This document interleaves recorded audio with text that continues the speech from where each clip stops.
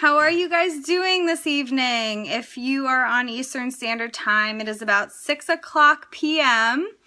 I have been in Florida for the past 4 days, in sunny Florida. Hello, thank you for joining.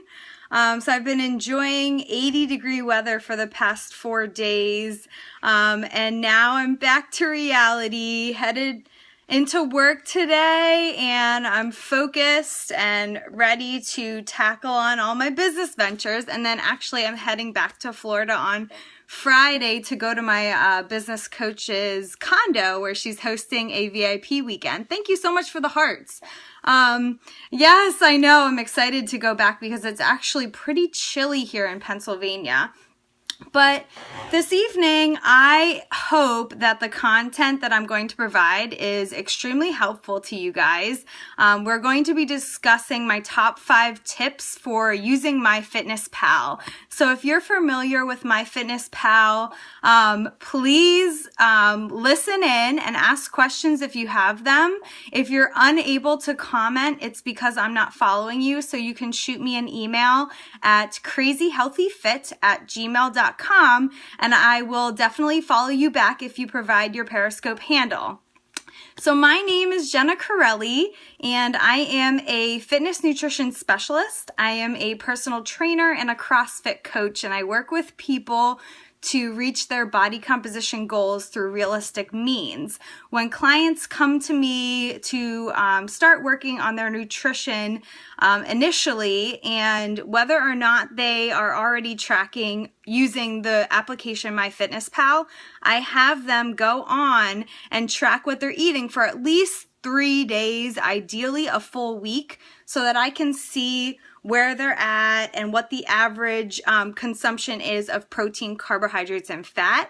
And I start them on their plan exactly where they're at. And I think that is the most effective way to go about starting a new client, exactly where they're at, so that we're not starting anybody in a huge deficit or a huge surplus right off the bat. We work our way up to increase our metabolism. So let me go through my 5 tips for MyFitnessPal, and I jotted them down, so I'm going to be looking at the screen, and I also have MyFitnessPal up, so I'll actually help direct you guys on the application using a desktop computer so you can see what I'm talking about. So my very first tip for using MyFitnessPal is use a desktop computer for your initial setup. If you are changing your macros or you're creating your user profile for the very first time, you need to go in on a desktop computer. Your cell phone is going to sync up very well with your desktop computer after that initial setup. But you aren't going to be able to go into settings in order to, set your macros or your calories or anything initially from your cell phone. It's going to be extremely confusing. So for the initial setup, go to www.myfitnesspal.com. and change your settings using a desktop computer. It's very user-friendly on your iPhone or mobile device from that point. Also, do not follow the macro or calorie calculations that MyFitnessPal gives you.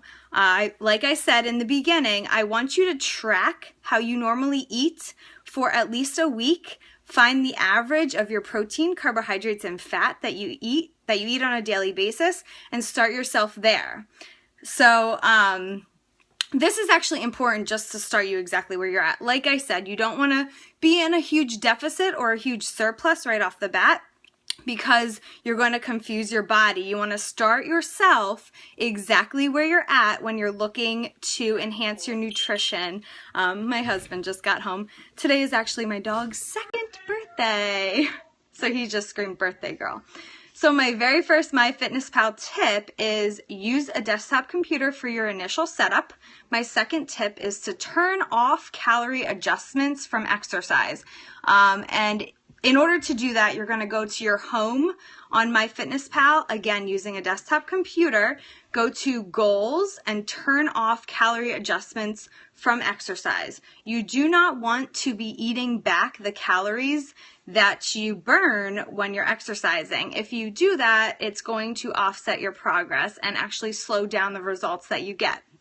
Tip number 3, pay attention to the food that you're logging. MyFitnessPal is a public database, so anybody can input calorie and macro information into it. So you want to look, and let me turn this around here. You want to look for the green check mark by the food. So I'm going to go, might be a little wobbly because I'm picking it up, but if you go to food, and let's say I enter avocado. Okay, so if I enter avocado, let's see what comes up. Oh, I have 2 zeros.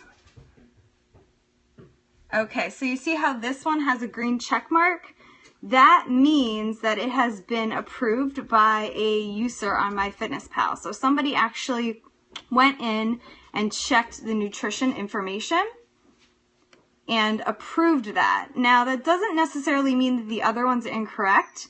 So just make sure that when you're clicking on the item, you go into the nutrition facts and you see right here where it says confirmed by. It means 2 people have confirmed this item. And then what you can actually do is save foods that you eat frequently so that when you go back in and eat an avocado again, they're already saved in your database and you can easily access that from your mobile device as well. Okay, so the last tip that I have from MyFitnessPal users is to add fiber to your nutrients tracked. Fiber is very important, and usually when I start working with clients, they're not eating enough fiber in the diet, and fiber is what essentially pushes all the nutrients that you eat on a daily basis through your body and out the other side. So just like water, fiber, in my opinion, is an essential nutrient. So I consider it a macronutrient, which is a nutrient that the body needs in large amounts. So I'm going to show you how you can add fiber to your nutrients tracked. So let me turn this around one more time. So if we go up here to My Home and we go to Settings, you want to scroll down about halfway down on the page to Diary Settings. And here it says Nutrients Tracked. So I have chosen carbohydrates, fat, protein. What you can do is drop down and choose fiber. Now make sure that when you scroll all the way down to the bottom and you click Save Changes so that it shows up on your list. I don't use MyFitnessPal because I have a spreadsheet that I follow, but now you can see fiber is one of my headers here. So it's one of the nutrients that's tracked on a daily basis, and I have myself at 30 grams. I would recommend as a female that you set your fiber requirement to anywhere between 20 and 30 grams per day. If you're a male, you try and hit fiber anywhere between 25 to 35 grams per day. That's a good general guideline in order to start. Everybody's different. I actually have worked with clients who can eat up to like 70 grams of fiber a day, and I have also worked with clients who can't eat any more than like 15 grams of fiber per day. So it definitely depends on your body size, your body type, and how your body digests certain foods, including fiber.